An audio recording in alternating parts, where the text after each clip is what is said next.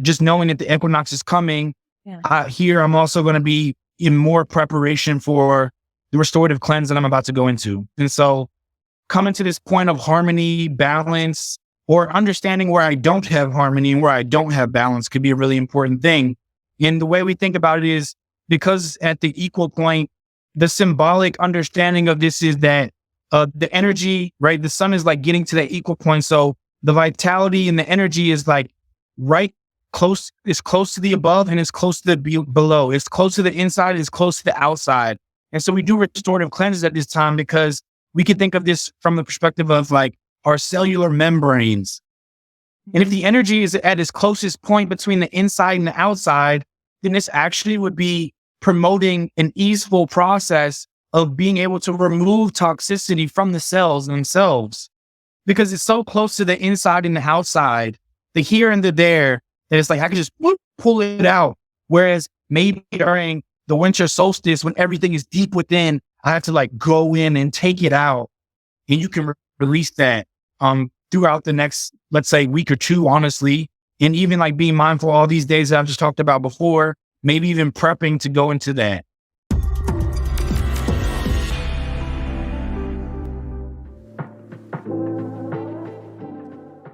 This podcast episode is sponsored by Astrology Hub's Academy. Wherever you are on your astrology journey, we have a class that will help you get to the next level.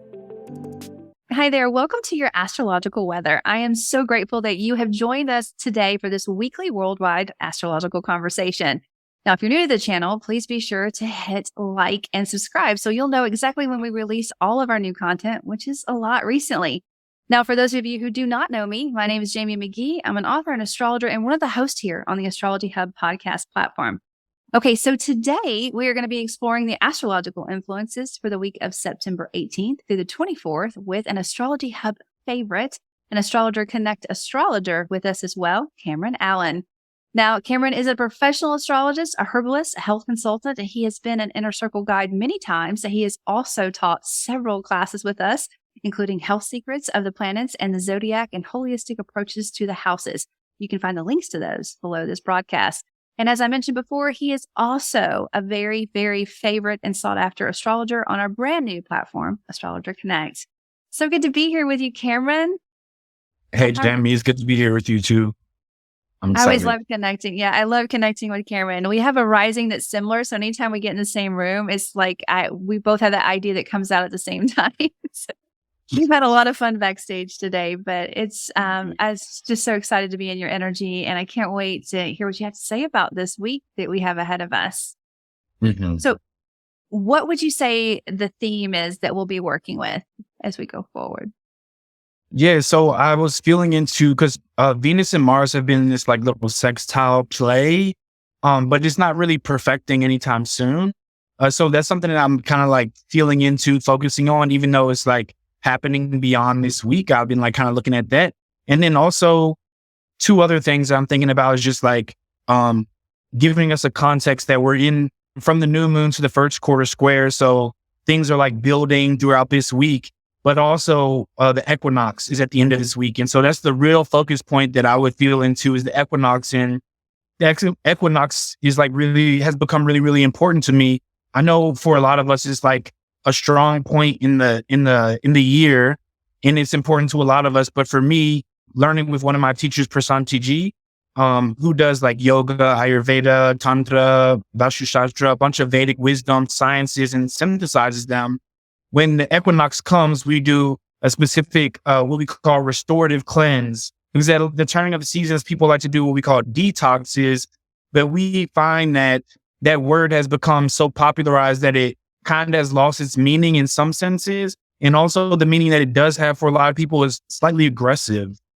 And so we want to move away from that perspective of detoxing because the body knows what to do. And so we don't necessarily need to detox, but go through a restorative cleanse around this time. So I'll be talking about the equinox when we get to that day and kind of like just how to think about it a little bit and not go too deep because that could be a whole conversation in of itself. Oh, I love that. And I have that song, Meet Me on the Equinox in my head. It's a very pivotal point in the year where you can kind of dial in. And I do agree that detox, you feel like if I must be toxic if I have to detox, when really like in a lot of cultural bases, it's a natural ritualistic thing that you're supposed to do, like brushing your teeth or brushing your hair. Like it's commonplace. So I love that you're going to bring that in today. So if you had like, is there a sentence or like a couple words to walk with? Yeah, I would say making it to the balance point to move down under, right? Because it's like we're making it to the equinox, and then we're descending down from there, moving more towards the winter solstice. And so just like being able to track those things is really important. Like astrologically, like the planets don't always necessarily do emphasize or heighten things during those times. But the equinox is definitely like, okay, I'm at the balance point. Now I need to sink down. So even from the perspective of maybe seasonal affective disorder is starting to like take hold over me, it's really just like the energy of the planet is going down. And so I feel like I'm going down. And that just makes sense in that context. Also starting to like change the things that we're eating around the time because the seasons are changing. And I think this is a really important thing that we could bring back to astrology, that we focus, on the planets and all those things, but the seasons and how they're changing, because in tropical astrology, that's what makes it tropical astrology, that's based on the seasons. Yeah. And so starting to find those rhythms, it can give us more stability, even in the times of change, whether they're heightened changes or a week like this where it's actually kind of mellow. Yeah. I love that. You're going to bring that in. So I know you spoke a little bit about the Venus and the Venus sextile play that we've been working with. Are there any other major transits that you have your eye on besides the equinox and Venus this week? That was the main thing that I was feeling into. The moon is going to be making like a bunch of aspects to like outer planets on certain days. That's going to be a point of emphasis. On the 19th, we have Mars in Libra, and it's going to be in conjunct Jupiter and Taurus. And in conjunction is just like a really strong aspect that's a non-aspect in medical astrology. So that's one day I'm like looking towards to be mindful of like what's going on there. You know, they say in conjunctions are like hidden spots or blind spots. And on the same day that Mars is in conjunct Jupiter, Mars in Libra in conjunct Jupiter and Taurus, the sun's also going to be opposing Neptune. So that's a day to just like watch out for like our vitality very strongly. So I'm looking forward to that day too as well. Hello, everyone. My name is Georgia Stathis, and I'm part of Astrology Hub's upcoming Health, Wealth, and Fulfillment Workshop series. And my portion will be on decoding your chart, overcoming your blocks to abundance.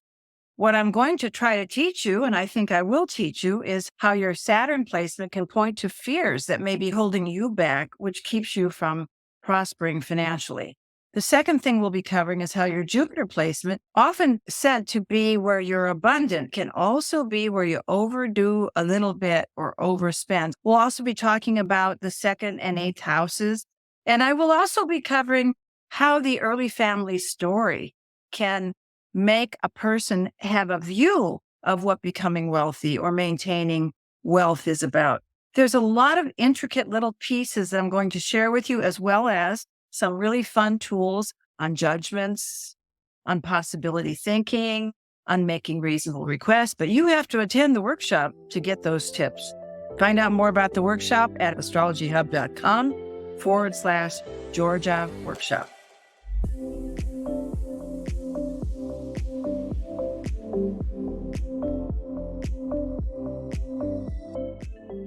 Why don't we go ahead and just kind of go through the days, and then that way we can kind of see how we can work with that energy. So starting today on Monday, how are we feeling? What's a major energy or transit that you're looking at for Monday today? Yeah, so for today, we're looking at Venus in Leo squaring Jupiter retrograde in Taurus. And so for me, from a medical astrology perspective, we're just really, I'm not even going to say just medical, because it's going to be more like holistic outlook on it. It's just whenever Venus and Jupiter are coming together in any aspect, I'm always thinking about how have I been overindulging. And so just like looking out for any potential overindulgence and like making sure that we don't go too far with that, asking myself about how do I feel in my body as far as like comfort, specifically in the region of the chest and the thoracic region, because Venus is Leo. And then Jupiter is retrograde in Taurus. So we just want to see, is my energy getting stagnant? And am I assimilating the things that are happening right now? because the Venus squaring the Jupiter can create a little stagnation. Specifically, I would be focusing on the heart region, thoracic region.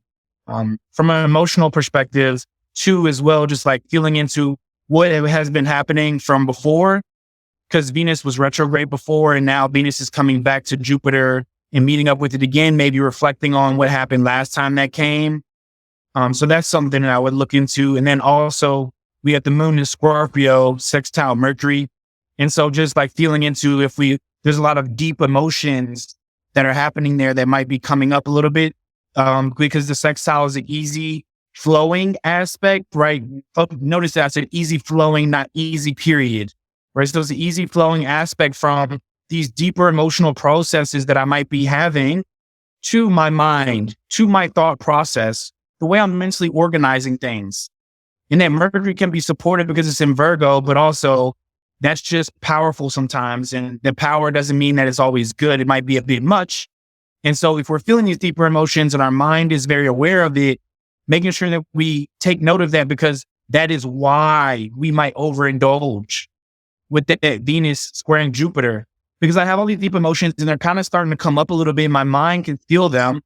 And so because I'm trying to get away from that, I'm going to go and overindulge potentially. So we just want to be mindful of that overall for today. The silent nuances. It seems to be like, because you were talking about the 19th earlier, but that's kind of like an undercurrent that we're working with, kind of noticing those little private, those whisperings that come up at times. Yeah, absolutely. And also always being mindful, like we just said, Venus squared Jupiter. So that Venus squared Jupiter isn't really running away from each other. So just being mindful as I talk about each day, the planets aren't running away from each other, right? The moon is moving the fastest. So all these things from the day before are contextualizing and blurring in with the next day. So just be mindful of that and don't be so isolated in your way of thinking about it. But in the 19th, we have the moon in Scorpio still, but it's going to be opposing Uranus and Taurus, right? And so that energy also can bring like some sense of like erratic feelings coming up, especially when I was saying today, rather, having to do with those deeper emotional processes, or like what are you really feeling down under, and knowing that now those feelings are coming face to face with Uranus. So it's like maybe that shows up as another person inviting you to be more authentic in your expression. And that invitation could look like, oh, this is where I usually don't express myself fully. That's an invitation. Or it could be an invitation to express yourself, but be mindful not to go like all out. And if you do go all out, then just go all out and know that you're going all out. And that can be super, super helpful as well. On that day, we still have Mars and Libra in conjunct Jupiter and Taurus.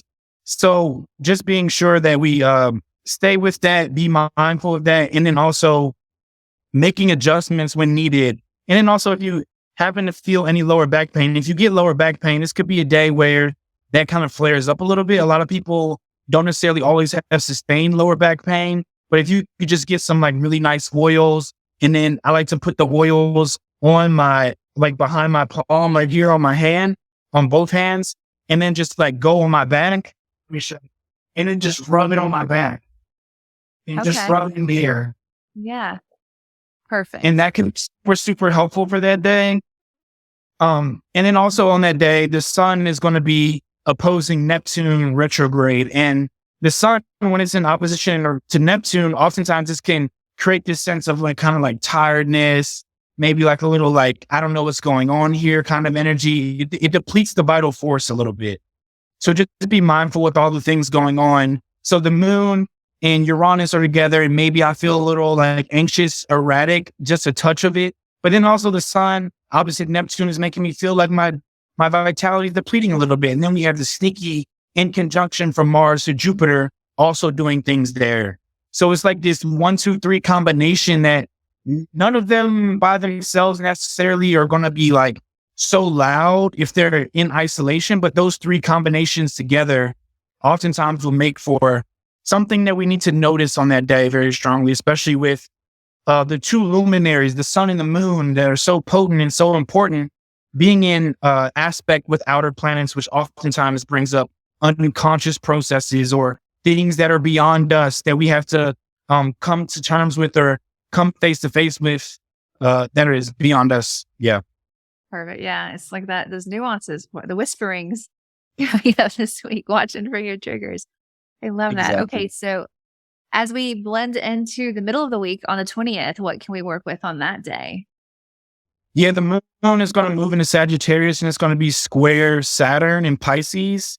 And just like me thinking about it, the first thing that came to mind was just, I don't know, I was like giving reverence to Jupiter on that day. Like something about that feels really loud for me because the moon is going to be in Sagittarius, which is ruled by Jupiter, and Saturn's and Pisces that's co-ruled by Jupiter. And I always just think about what can I do with my feet having to do with Pisces, and then also having to do with my hips and my quads, having to do with Sagittarius. And just like my invitation for that day is to literally, like, if you do nothing else, what I want you to do is just feel your hip and then turn your foot back and forth and feel the relationship between your feet and your hips, right? So from like a very practical standpoint, instead of thinking about how am I going to feel emotionally, just like move your body in that way throughout the day. And I think that could give you some clarity that maybe you didn't have before, right? Yeah. So just an invitation to play with that. I love how you always bring it into the body, and that's perfect because then you can do that. You can ground. This would be a great way to walk on the bare ground if it's not too cool outside where you are. I like that. Oh, before I leave the 20th, we also have the Sun trine Pluto retrograde. So being mindful the day before we had that Sun opposite Neptune, which could like leak energy. And if that energy did leak out, then that Sun in an easy flowing aspect with Pluto can also bring other things up that are more subtle. So watch out for old conditioning patterns around like judgment.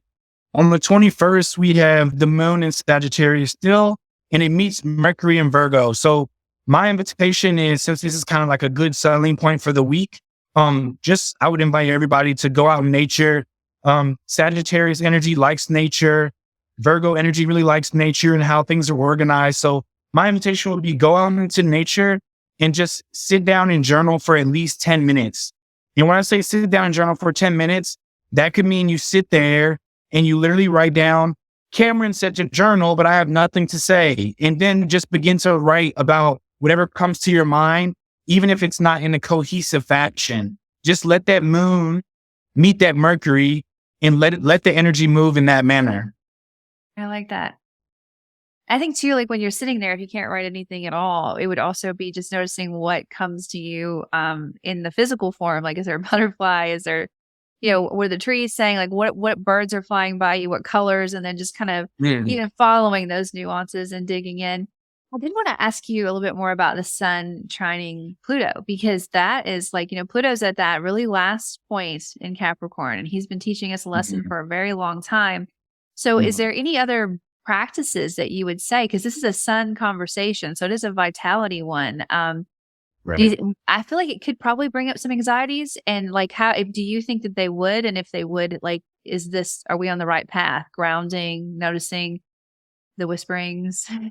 Yeah. Cause like from the day before, like all the potential of like the energy feeling like thrown off of a little bit coming into that Sun trine Pluto, then that would still apply. And I would just invite people to face like what they feel like is confronting that day, really, to be honest, because that Pluto energy can oftentimes bring this sense of, I feel so empowered, or I feel kind of disempowered. So maybe even think about the 20th and how are you going to step into the next day, because you've heard this already.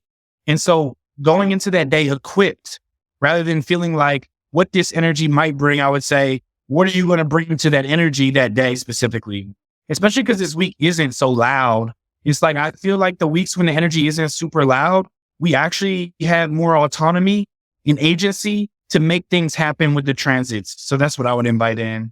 I 100% agree. I feel like the sextiles and the trines are where we always talk about squares and oppositions and conjunctions take action then, but it's when it's easy, like have that challenging conversation, face that shadow, call it by its name. Like, what can you do to overcome it?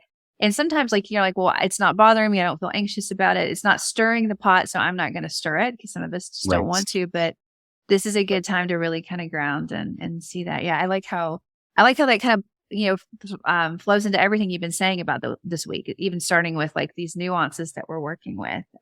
Yeah, I think that's a really good point. Like when the trines and sextiles come, just because it's an easy flow doesn't mean that we don't take action. Even sometimes in people's charts, when they have these sextiles or they have these trines, it's something that's been so easy for them that they actually don't apply themselves in the way they could to actually make the highest expression of the energy manifest and come forth. So whenever you see easy flows of energy, my invitation is always to go after it immediately, because the ones that have the friction to them, something's going to manifest and you don't have to worry about that. You just respond accordingly.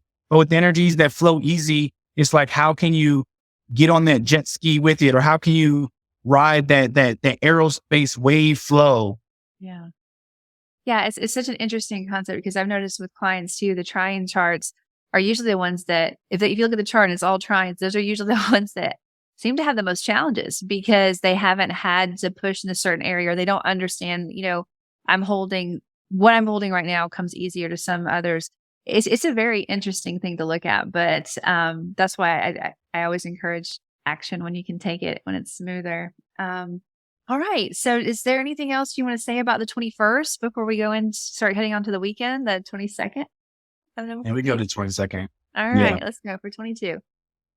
Cool. So on the 22nd, we have the first quarter square. And so the invitation is to check in with your new moon intentions. I know a lot of times we set intentions on a new moon all the time, but oftentimes I don't notice that people are like really checking in with that point, where it's like in between the intention that I've set and like how it's going to manifest, because there's going to be a point moving forward as the moon is waxing that you can keep building what you're trying to create. So just putting an emphasis on that. The moon's going to be square Neptune. So also looking out for like leaky energy, or if you feel kind of whimsical or kind of like meandering a bit, just watch out for that, because if you have stuff to do, then you need to be even more diligent about getting that done, which will be not too hard, because the moon does move into Capricorn later that night in sextile Saturn. So also this could be the point here could also be that since this moon is in a square with Neptune, it's like, oh, I kind of feel like I'm meandering during the day. And then later on in the day, potentially you start judging yourself about it. So you want to notice that like subtle potential issue that could be created there. And since the moon is going into Capricorn, it's going to be closer towards the night, at least where I'm at. So where you're at, you have to apply this correctly. But for me, what I automatically am thinking about doing is making sure that I do my oil massage that night.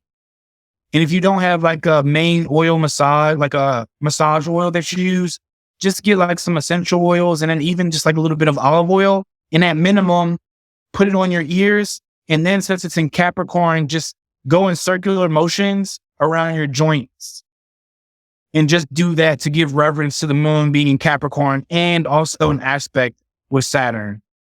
And then also, we didn't get to the next day, but just knowing that the equinox is coming, here I'm also going to be in more preparation for the restorative cleanse that I'm about to go into. So that day I'm focusing all just on the equinox. And so coming to this point of harmony, balance, or understanding where I don't have harmony and where I don't have balance could be a really important thing.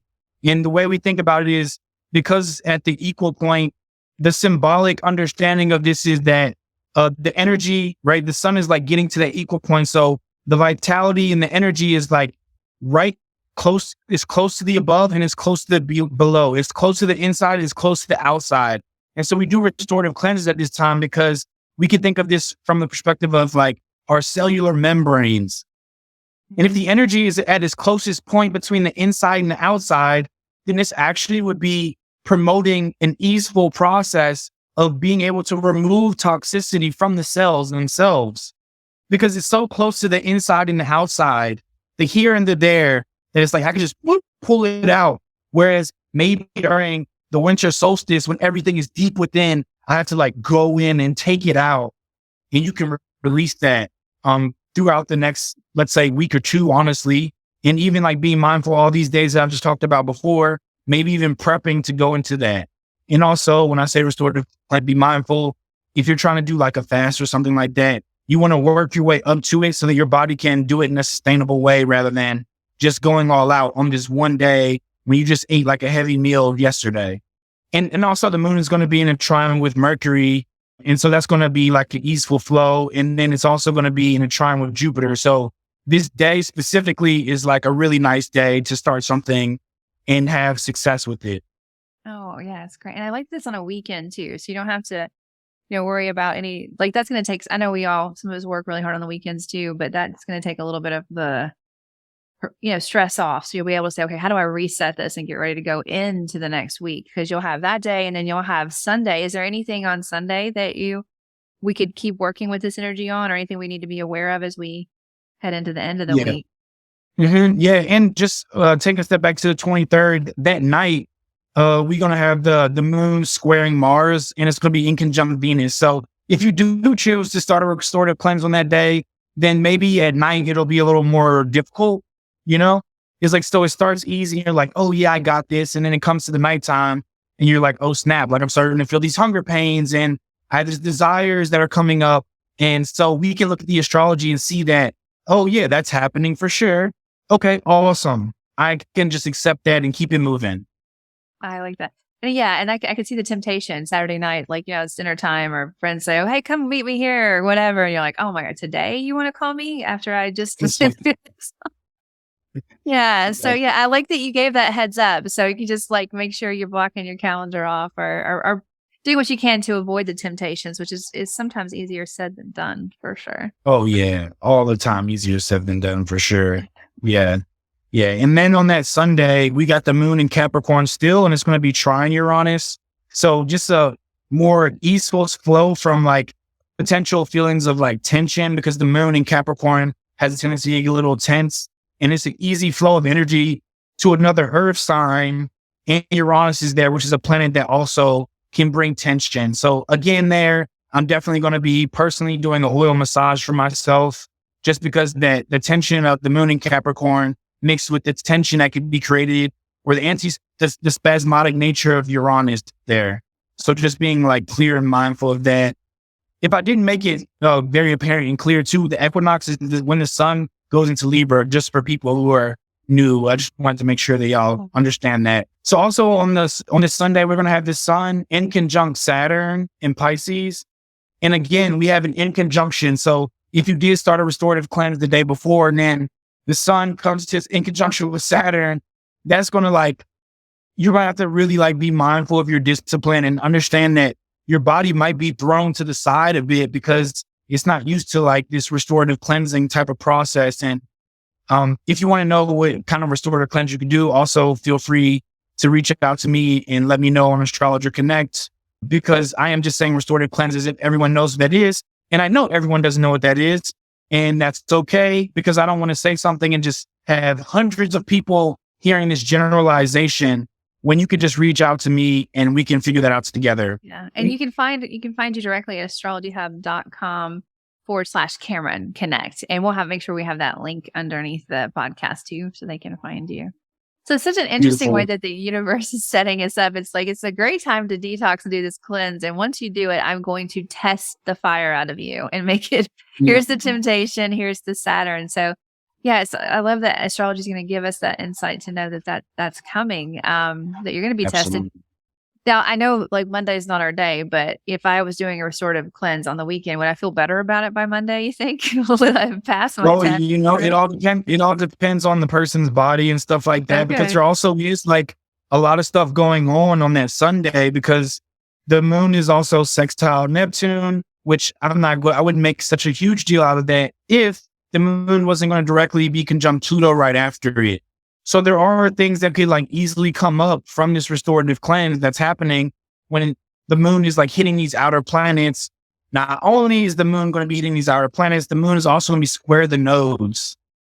And so the moon square the nodes, I would find to be this very subtle thing where, look back to the last eclipse point and think about, how did I feel then? How do I feel now? How did I feel then? How do I feel now? And kind of observe the crossroads. That moment of that crossroad moment can just be a key subtle point of emphasis, especially since also Mars is in Libra and it's opposing Chiron that day. Okay. So this is this equinox potential cleanse, restorative cleanse could like really be bringing up some stuff. But like I said, it's close to the inside and the outside, the above and the below. So what is it that you know you need to like pull out and invite to? And this is an invitation to do that at a time that it might be more easeful. I like the crossroads. I love that. That's a great word. That's my favorite word because that is what it is. It's like the point of what was and what will be, which those nodes squaring also, it usually feels like that, the future and the past. And you're like in the middle, like what do you take action on? And sometimes you have to take action to resolve the past to go to the future. So yeah, it's a very interesting week. Yeah. It's always these weeks. I've noticed, especially like when I write horoscopes, when you're like, oh, there's just these couple of transits. Those are the weeks that I tend to like write paragraphs for because there's all these nuances and they like, take advantage of this time. But it does look like we kind of walk through this week in a very, notice the whisperings, notice what's coming up, understand what you need to rebalance. And then we get to the equinox, to where when the sun moves into Libra and it's like, okay, what is in harmony and what do we need to release? Because, that's a pretty pivotal time. And then using your great health. I love how all the health advice you had on every single day for this week. But yeah, just being tested when in your resolve. Like I'm at a crossroads. I can no longer accept this behavior or feel this way or act this way. And this little change is what I'm going to make in order to make this process. So yeah, it's absolutely. Yeah. The change in and of itself, even like just to give like a potential spectrum of like the restorative cleanse, it could be like an all out restorative cleanse where you're like, I'm not eating grains and blah, blah, blah, blah. I'm not doing this and that. Awesome. Do your thing, especially if you know what you're doing. But it also could be something as simple as I'm going to cleanse myself with the idea that I should keep eating all the foods I was eating during the summertime. Right. Yeah. And just like, I'm going to like cleanse myself from that way of thinking and start thinking about how I can eat for this new season. That could be the restorative cleansing of itself. I like when you said that in the beginning, I was thinking about an article I'd read recently about how now you can go to the grocery store and it doesn't matter what season it's in, you can eat fruits or foods from every season, and how our bodies are not really set up for that. Like there is a season like where this is strawberries and you can only eat strawberries during this time period. And that's something that we really walked away from. But I love how your conversation is bringing it back to that. Like, okay, now that we're in this season, what foods do I need to eat? They can maintain this optimal health. And how does that really kind of turn into your primal or instinctual nature and kind of help you almost decode your body and your spirit and get connected with everything. But yeah, I love how that's come up a couple of times because we're at a seasonal change. And what does that mean for your region of the world? What do you eat? Because some of us, some of us may not have drastic changes. I live in the South. There's a drastic change in what's available if I was growing my own food as to what isn't. So that's a super interesting concept to think about. What am I going to eat in this season? And I think another thing, because we talked a lot about what we put into the body, but also some things of what we put into the mind, like what are you listening to? What are you watching? What are you inviting into your space? That could be something that it could be just a little bit of change. Like if you feel really fearful of the world you live in, like how are you feeding that wolf? If you feel really optimistic, how can you feed that wolf and still be realistic? Like there's a lot of nuances, and it's just it's those scales that you were talking about. Such a beautiful thing. Yeah. And the last thing I would say is like you were saying, the mind and restorative cleanse for the mind. One thing, because it's not necessarily everywhere going to be just cold automatically, but setting the intention during the equinox that you're going to learn how to be in relationship with the transition towards the winter solstice. And so one thing that they do, I believe it's in like Norway or something. I forget where it's at. Anyway, it doesn't matter. What I'm saying is as the temperature continues to drop down, continue to wear less and less clothes so that you can integrate yourself into the winter solstice point. Because it's like you're like acclimating yourself to the cold rather than just putting on clothes and then not being adaptable during that time. Yeah. So just like think about that from this process, from the equinox all the way down to the winter solstice. That's fascinating. Is this like a 70-degree fall and a 70-degree spring feel completely different? You know what I mean? Because it's still like 70 degrees in the spring is hot. Where's the swimming pool? And 70 degrees in the fall is like, where's the blankets and the fire? Because it's just that whole what you're used to. I love it. Okay, so Cameron, is there anything else you'd like to say about this week? Any closing thoughts or inspirations that we can walk away with? No, I would just say just focus on the equinox and just and also if you haven't focused on the equinox before, even just observing it in and of itself is enough. So that's what I would say. So as we move towards this week, it's all about watching those whispering noises, like those subconscious things that come up. What can we do to change this to really help ourselves feel more in balance? And then when we get to that equinox, we're really thinking about the little changes. What can we bring above or below to bring in that harmony? And restorative cleanses is something that Cameron talked about. I definitely recommend you go back and listen to what he said about each of the days, because there's a lot of great health tips in each one of them.